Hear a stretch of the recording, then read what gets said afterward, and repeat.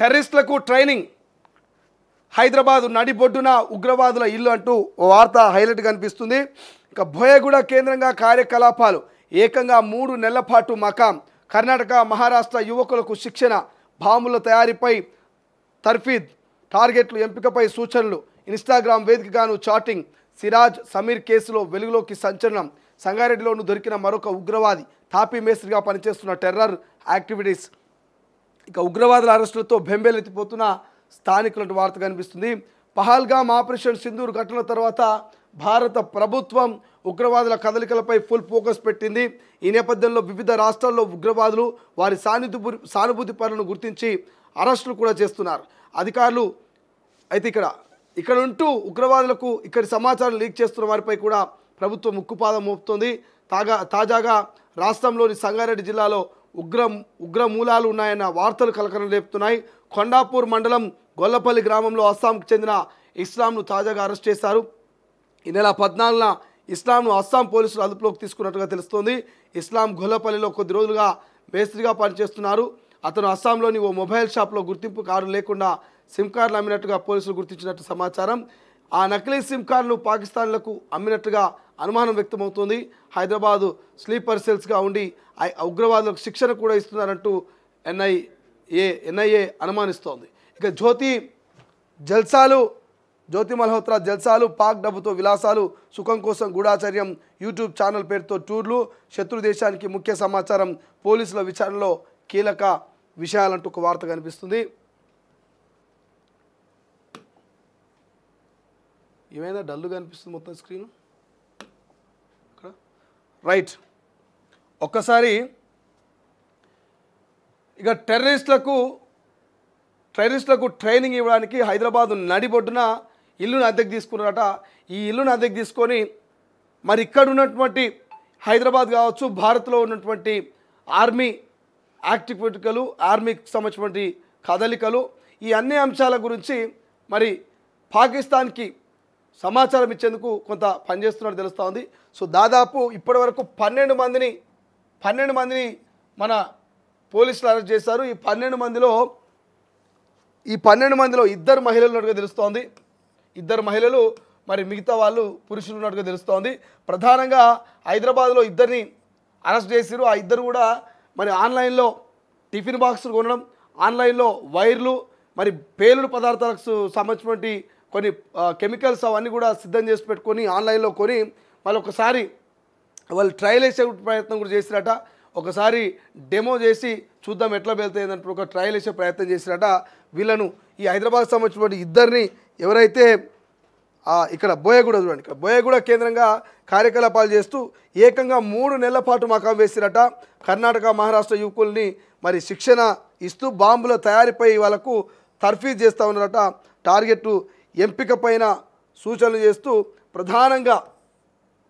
ప్రధానంగా ఇన్స్టాగ్రామ్ వేదికగాను చాటింగ్లు, సిరాజ్ సమీర్ కేసులో సంచలన విషయాలు బయటకు వచ్చినట్టు. ఎవరైతే ఈ సిరాజు సమీర్ అనేటోడు మరి ఈ సిరాజు సమీర్ అనేటోడు ఏం చేస్తుండు? ఈ సిరాజు సమీర్ అనేటోడు ఏం చేస్తున్నాడంటే ఇన్స్టాగ్రామ్ వేదికగా ఈ సిరాజు సమీర్ అనేటోడు ఇన్స్టాగ్రామ్ వేదికగా మరి అందరినీ వల్లో వేసుకొని మరి ఇన్స్టాగ్రామ్లో చాటింగ్ చేయడం, చాటింగ్తో పాటు వాళ్ళని మెల్లగా వాళ్ళ టెర్రరిస్టుల కూబిలోకి దించేటువంటి ప్రయత్నం చేశారట. సో ఇక ఆన్లైన్లోనే ఈ టిఫిన్ బాక్సులు కొనుగోలు చేయడం, వైర్లు కొనుగోలు చేయడం, దానికి సంబంధించినటువంటి అన్ని పేలుడు పదార్థాలు కొనుగోలు చేసి ఒక డెమో చేసే ప్రయత్నం చేశారట. మరి ఇది అన్నిటికీ ఎక్కడనే వేదిక కావాలి కదా, ఈ టెర్రరిస్టులు తలదాచుకోనికి వేదిక కావాలి. ఆ వేదిక ఎక్కడ అంటే బోయగూడ కేంద్రంగా కార్యకలాపాలు మొదలుపెట్టి 3 నెలల పాటు అక్కడనే మకాం వేసి ఇక ప్రధానంగా కర్ణాటక, మహారాష్ట్ర లాంటి ఇతర రాష్ట్రాల యువకుల్ని రప్పించుకొని యువకులకు శిక్షణ ఇచ్చి భారీ పేర్లకు అయితే కుట్రలేపినటువంటి పరిస్థితి. ఇప్పటివరకు దేశవ్యాప్తంగా 12 మంది గూఢాచారులను మన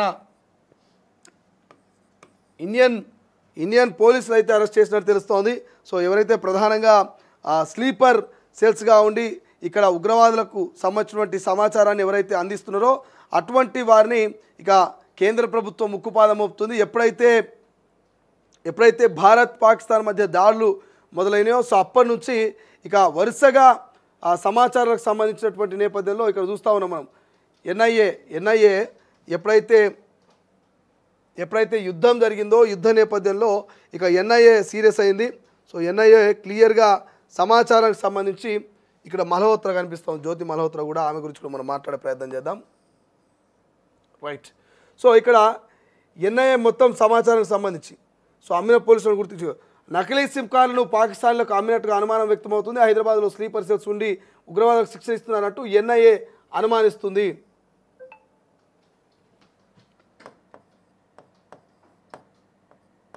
సో ఎన్ఐఏ అధికారులు ఎప్పటికప్పుడు నిఘా పెట్టి మరి ఇక్కడ కొన్ని సిమ్ కార్డులు అంటే ఎటువంటి మనం సిమ్ కార్డుకి పోయినామనుకో, ఫర్ ఎగ్జాంపుల్ ఆధార్ కార్డు అడుగుతాడు, లేకపోతే ఇంకో ఐడి కార్డు అడుగుతాడు. బట్ ఎటువంటి ఐడి కార్డు లేకుండా, ఎటువంటి ఐడి లేకుండా సిమ్ కార్డు తీసుకొని పాకిస్తాన్ అనుకొని ఇచ్చిండట. వాడు సంగారెడ్డిలో మేస్త్రి పని, టాపీ మేస్త్రి పని చేసుకుంటూ ఇక్కడ సమాచారం మొత్తం పాకిస్తాన్కి అందిస్తున్నట.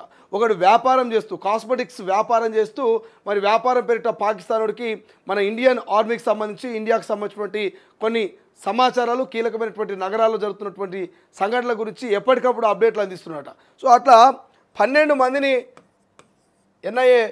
ఎన్ఐఏ మరి ఐడెంటిఫై చేసి వాళ్ళని అరెస్ట్ చేసింది. 12 మందిలో 2 మహిళలు ఉంటే ఈ ఇద్దరిలో ఈ అందగా తీవనే. ఈమె ఫోటోలు ఇక్కడ కనబడుతుంది కదా, ఈ జ్యోతి మల్హోత్రాకు సంబంధించినటువంటి ఫోటోలు సోషల్ మీడియాలో వైరల్ అవుతున్నాయి. ఆమె మరి రిచెస్ట్ హోటల్లో బస చేయడం, మరి అద్భుతంగా అందాలన్నీ ఒలకబోయడం, ఆమె ఇక ఈ దేశంలో ఉన్నటువంటి అన్ని టూరిస్ట్ ప్లేస్లను సందర్శించడం, పాకిస్తాన్లో కూడా మరి ట్రావెలింగ్ పేరుతోటి, యూట్యూబ్ బ్లాగ్స్ పేరుతోటి అక్కడ కూడా ఆమె సందర్శించడం, ఇక్కడ సమాచారం అక్కడికి చేరవేయడం, ఇట్లా ఈమె చాలా యాక్టివిటీస్ చేసిందట.